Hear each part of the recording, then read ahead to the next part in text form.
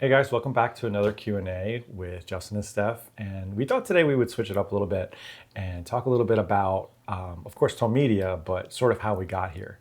Yeah, and all of the different ways that we diversify our income. So a lot of you might know us as wedding videographers, but we actually do a lot more things than that. We have a lot more income streams, and I think that it's something always so interested to talk about. People are always interested in knowing, more about that, and so we're gonna dive into that today. And between income streams, we can count off maybe 8. So a lot of traditional workers, you might make 1 or 2 streams of income, whether that's your 9 to 5, whether it's dividend income, whether it's a rental property. So we're like, let's take it a step further and continually add income streams. And I think it's kind of helped us during slow periods of wedding seasons. And honestly, it's a key for future. So we're going to dive into that right now. So where did ToneMedia come from? So a big question is, where did it start? Well, whose idea was it? And you should give me all the credit for it.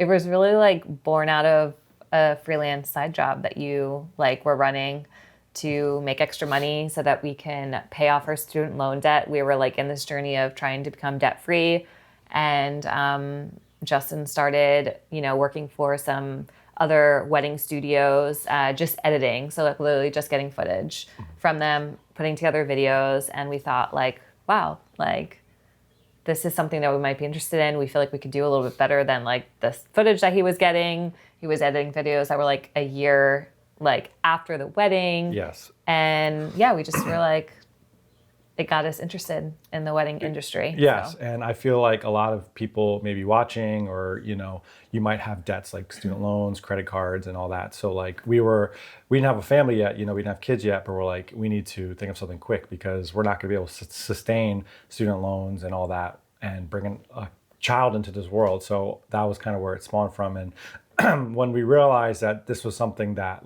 we actually genuinely enjoyed doing, or maybe we actually have something here. So it kind of grew. So next question, how did paying off student loan debt change our mindset around money? I mean, in every way possible. I feel like it changed our whole thought process on how we work with money forever, really. I feel like when you go through something like that, you realize the importance of paying bills and being able to you build your future and just so many things. So, I mean, do you have anything? I feel like there's one big name we're missing, and it's Dave Ramsey. Yeah. And I kind of feel like through the, it's called The Total Money Makeover, the book I read, it kind of brought in this baby steps, which were, when you're paying off over $150,000 of debt, it's a big pill to swallow. You're like, how would I do this? So through those steps, and we'll link the book below, it's saving $1,000, which is attainable. These are these baby steps are attainable goals. And it's eating rice and beans. You need to stop eating out, start cooking from home. So it's little things that kind of changed our mind around money. You're let's not go out to Target. Let's not do that. Only for a short amount of time, because after those 3 years, it opens up so many other doors. Yeah. And then I feel like it changes your mindset from there on out about money and what you do with it, and just being smarter with it, and everything else that comes along with it. Yes. So once we paid off debt, what was the first thing we invested in? So we're switching topics here. So what was the big thing? Because once that $150,000 was gone, it's right. Okay, let's buy a huge house now. We have all this extra money, but that wasn't sort of the mindset, right? Yeah, $150,000. Yeah, that was a lot. It might have been real estate. Yes. Right? It was. Because soon after we paid off our debt, we were ready to buy a house. We saved up a little money for a down payment, and somehow Justin convinced me into buying a rental property.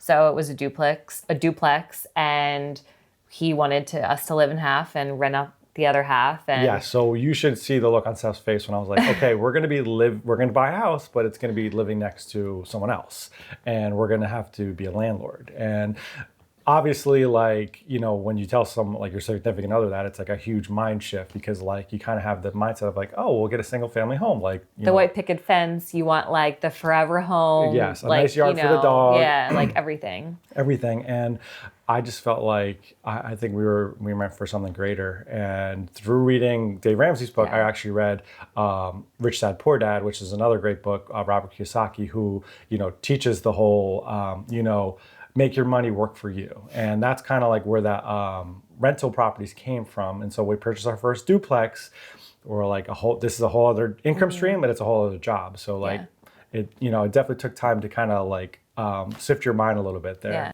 So what was our first rental property like, and what did we learn from it? I mean, it wasn't bad. It honestly wasn't as bad as I thought. Like, we got to do some renovations, which is like right up my alley. My background actually was in interior design before I went into like wedding videography and all of that. So I really enjoyed that aspect to it. And I think we just saw the potential with like real estate investment that wasn't like our first and last property. We it really started the snowball from there on. It did. So. Yeah, we ended up through that time period from 2018 to 2022, we ended up getting 6 rental properties. So 6 units. So, we're pretty happy with that. And, it's honestly a blessing to be able to have an additional stream of income where that money, will continually come in when you have the right systems in place and the correct tenants in place. Yeah. So moving on to the next topic is growing our team and systems. When did we realize we needed to build an associate team? And then, so this goes on to adding an additional stream of income through our ToneMedia business. Yeah. Now we're in 11 years in it. We feel like we have enough experience shooting over 300 weddings. We have systems in place, like I mentioned, and we sort of felt like maybe now was the time. I feel like the wedding industry is forever evolving, and I feel like overall, as like photo, video aspects to it, we are all seeing a little bit of a slower down in like bookings and maybe inquiries. I'm sure we're all kind of like feeling that in some capacity. And I think that has a lot honestly do with like the pandemic and all of that kind of stuff, of how there was like this like surge of like making up business and weddings for like all of the stuff that got postponed during the pandemic. But the associate team, I think, really like stemmed out of being able to provide more clients with a luxury experience. It actually kind of goes back to why we started our business, right? So like when you were editing for other wedding companies, we realized we saw like the really like low quality and the low like value and experience even just client experience like was so bad. And I feel like being able, like, as we continue to really be a little bit more in the like luxury market, we have a little bit of less clients that we are able to serve.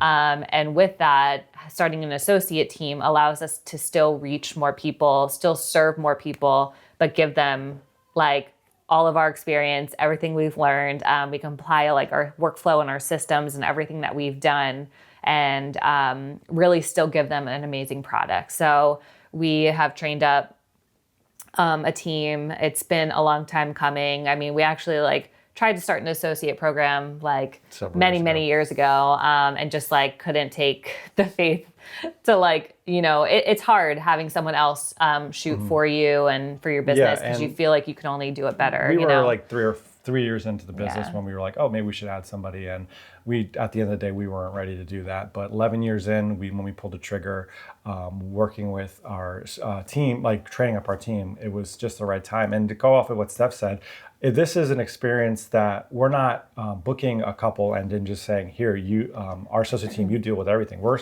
very hands-on with it. We give them the true ToneMedia experience. The associate team will shoot the day, and they do fantastic work. But at the end of the day, we're editing it. We're doing all the pre-stuff, timelines, and everything. So it's still a true ToneMedia experience. So that's kind of where like this, we opened the door for that, and it's been really successful for us. So what has been the biggest challenge in managing a team? I mean, I feel like we trust our team, but it is always kind of like you're letting it's something that we grew. ToneMedia is our baby, and like handing that off to someone to like represent you and your company and, you know, get the certain like shots and everything that you want the way that you want it. You know, it's hard to like hand that off, but you have to know that like if you train up your team right, if you pick the right people from the start, so like that is very important to us. We, you know, are very like, I guess, detailed in who we like pick to work with, people who are, you know, just really like-minded, who are really just like good people at the heart, things that you actually can't train. Yes. You know what I mean? I feel like those are the aspects that we're looking for, and we can teach you how to shoot a camera. We can give you the experience of shooting on a wedding, but like looking for those aspects. So I think by just like being able to let go a little bit, knowing that you've done everything that you can to prepare these people to go out and film for you, you know, it's you know, just letting go a little bit. Yes. Definitely. So we added the associate team, and then this year we decided to start another business, which is our editing service. So what inspired us to start offering editing services to our other wedding studios? I mean, I don't remember exactly where the idea came from. I feel like I'm always looking for aspects of like how to dip into our knowledge and skills beyond just shooting weddings. And so I'm always looking for ways that we can do that. And one was like start offering editing services and like, let's reach out to a couple of people and see if they'd be interested. Yeah, and even before ToneMedia started, I was an editor at heart. You know, I went to school for it. You know, that's sort of what I grew up wanting to do, is become an editor. So once we kind of put two and two together with this ToneMedia and an editing service, we're like, let's kind of see, like, reach out and see if people are interested in this. And we were pleasantly surprised that not a lot of people like to edit. Yeah. And I will add something to that. It's making me think of like where else this kind of stemmed from starting this was I had been talking to a wedding photographer friend, and she talked a lot about having like an exit plan. And so while we're not looking to exit shooting weddings yet, we are looking to potentially slow down in years to come, knowing that our kids are getting a little bit older. We're going to have probably like our weekends are going to be maybe a little bit more booked with, you know, activities and things like that. And so what are some other ways that we can obviously still be making money, but maybe that is a little bit more flexible that we can like do from home, do at night, whenever we can like fit in. And so that was just something that really like sparked an idea, and we're like, let's try it out. So Avery just woke up. She's crying in the background, so we got to kind of pick this up a little bit. Yeah. And also I have another call at a couple minutes, so I got to go. Freelance and creative income. What kind of freelance editing do I take on?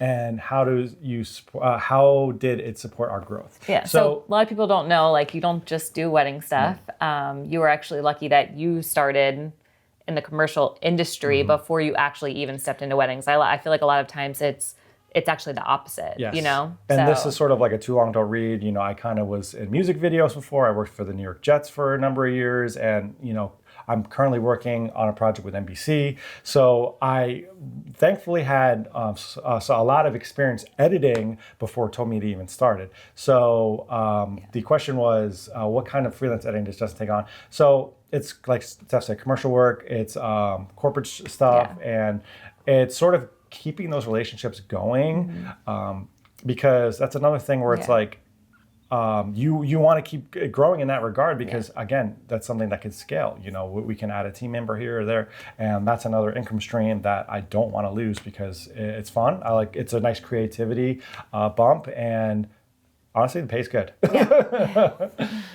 Okay, so let's jump back into real estate, and actually not the rental side, but the realtor side, which is another thing. I'm sorry I screamed, but another thing that I sort of took on this year was becoming a realtor.